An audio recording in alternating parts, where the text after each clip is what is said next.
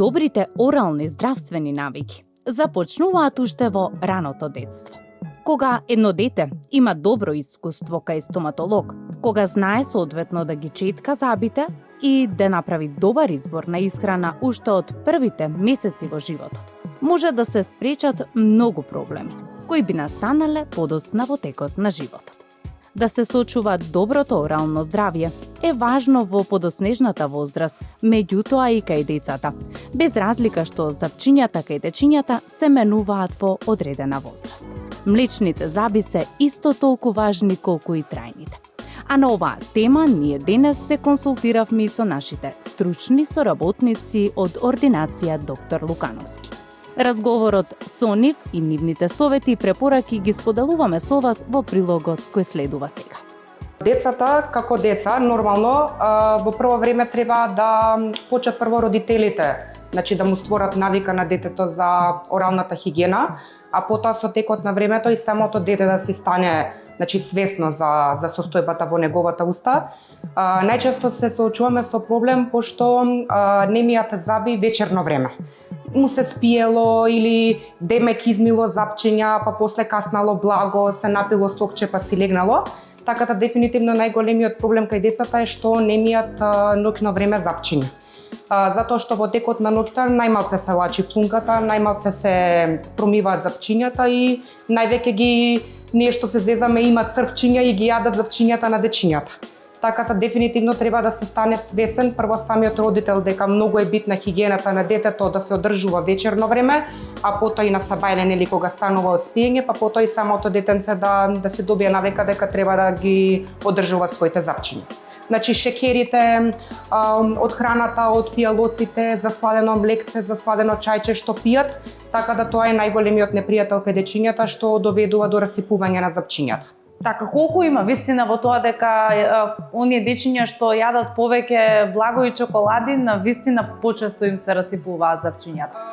Па има вистина во тоа, мада и не е до толку колку што е пак да кажам благото, пошто сепак секој детенце како и секоја возрастна индивидуа, значи има различна коска во устната празнина и сега има некои што се со помеки коски, има некои што се со подцврсти, некои се поподложни на расипување, пошто сепак кариесот се ствара од бактериите кои што ги имаме како природни жители во устната празнина. Сега некој ги има во поголем број, некој во помал број, така да пак е тоа индивидуално. Значи имам дечиња кои што се и 10, и 11, и 12 години буквално немаат, никогаш до сега немале расипано запче. Имам дечиња што се веќе 4-5 години и веќе почнуваат да се расипуваат млечните запчиња, дури и трајните шестки кога ќе почнат околу 6-та година да никнат, знаат да изникнат расипани, да ги кажам. И пак е тоа како немарност, да кажам, пошто сепак од родителите почува се што не ги доведуваат на време на забрза, нели ние да го видиме тоа и да го спречиме понатамошното развивање на кариесот. Така, ете кажавме на време. Кога е право време за првата средба на детенцето со стоматолог? За првата средба сега би кажала уште од самото никнување на запче, меѓутоа тоа е многу рано, пошто трае на 6-7 месеци. Така да кога веќе детенцето ќе порасне, да кажам 3-4 години, родителот треба да го донесе, да се запознае со стоматолошката ординација, да се запознае со стоматолошкото столче, да му покажеме нели инструментите, да го повозиме на столчето, да му дадеме некоја награда, стикерче или да му нацртаме било што, чисто да го опуштиме малце. Значи не треба да се чека да се расипе некој запче или да почне некоја болка за да го доветат детенцето на забр. Значи треба чисто да си дојде да се запознае, да му се објасни претходно од дома дека тоа не е ништо страшно, дека не треба да се плашат од белиот мантил или во случајов ние што сме во црна униформа, така да, значи, така, откај веќе 3-4 година би требало да почнат да ги носат, пошто она сепак е и тогаш е мало, значи ти не можеш да му објасниш што ќе му се случува, што ќе му правиш, меѓутоа барем да ги доведат чисто да се запознаат со стоматолошката ординација. Така, многу често владе мислењето помеѓу родителите дека млечните заби не се толку важни затоа што тие секако, како што знаеме, ќе се заменат со трајните заби. Дали е тоа така и колку здравјето на забите влијае на целокупното здравје на детето, на човекот? Значи не за џабе е кажано дека здравјето на организамот пред се почнува нели од устната празнина, така да не е затоа што се млечни заби се помалце битни од колку трајните, баш напротив, значи треба да се доаѓа навремено.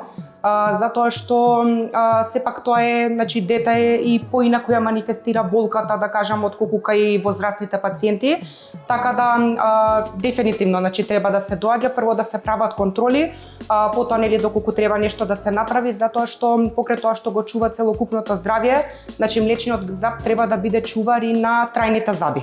Затоа што ако дојде до предвремено губење на млечното запче, значи останатите соседните заби ќе се спојат, значи и ќе биде малце потешко за губење, за растење на трајното запче. Така да дефинитивно без разлика што е млечен зап и што нели е лабаво дека ќе се смени, значи мора да се доаѓа да се прави и тоа запче. Така, на почетокот уште на овој разговор ја спомнавме храната и кажавме дека храната влијае, меѓутоа и не е дека е пресудна за здравјето на забите, она лоша храна под наводници. Дали постои некоја добра храна која е чувар на здравјето на забите? Па сега како добра храна немам некоја да издвојам, меѓутоа дефинитивно многу е подобро да се јаде нели онаква храна која што е збогатена, да кажам, со магнезиум, со флуор, со калциум, значи побитно е уште да се јаде поцврста храна, затоа што кога јадеме поцврста храна, значи доведуваме до поголемо лачење на плунката, со тоа се доведува и поголемо промивање на забите, така да не само кај децата, него тоа важи и кај возрастните, колку е поцврста храната, толку е подобра. Така да, како некоја подобра храна да ја издвојам стрикно за забите, не би можела, меѓутоа нормално како и за општото здравје, нели зеленчук, овошје, тие се добри храни, така да тоа би требало повеќе да се консумира отколку шеќери, сокови, благо, грицки, тестенини, така да. Така, и уште на почетокот ја споменавме хигиената како еден од, би рекла, главните фактори за зачувување на здравјето на забите и кај децата и кај возрастните, па кога се во прашање децата, би кажала што значи соодветна, освен нели времето наутро и навечер, дали има некои посебни пасти за заби, четки за заби кои би требало да ги користат децата и кои ги препорачуваат? Јас стрикно не препорачувам да кажам некоја фирма или нешто така.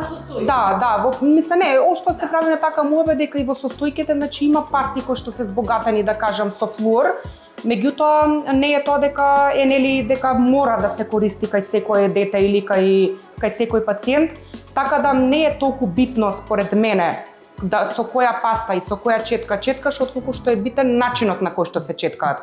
Ние на децата им објаснуваме дека горните запчиња треба да се четкаат како што паѓа дождот, значи од горе надоле, на долните запчиња како што расте тревата, значи од доле нагоре. Да се комбинираат и со кружни движења, да се опфаќа и месото, така им викаме на децата, односно непсето, гингивата.